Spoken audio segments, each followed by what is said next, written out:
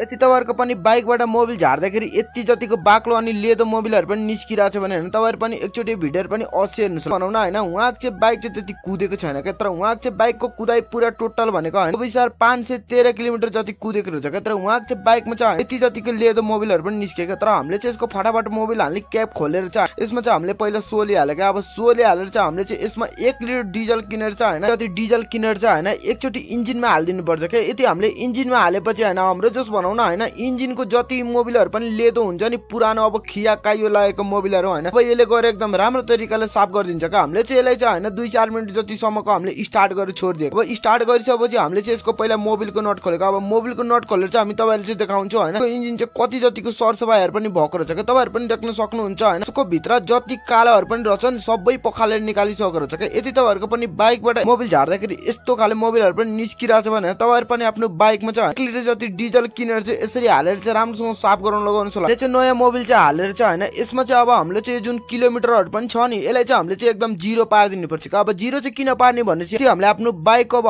1500 कुदाउने बित्तिकै हामीले अलिक कुनै बेला मिस्टेकहरू पनि भएको बेला ठ्याक्कै यतातिर पनि ध्यान पनि जान्छ। अब धेरै भएको बेला तपाईँहरू पनि ध्यान हुँदैन, तपाईँहरू पनि देख्न सक्नुहुन्छ होइन यसको चाहिँ हामीले 0 पारिदियो। तपाईँहरू पनि आफ्नो बाइकको चाहिँ होइन मोबिल हालेर चाहिँ यतापट्टिको बटम चिचेर चाहिँ होइन तपाईँहरू पनि अब 0 पार्न सक्नुहुन्छ के गाइस।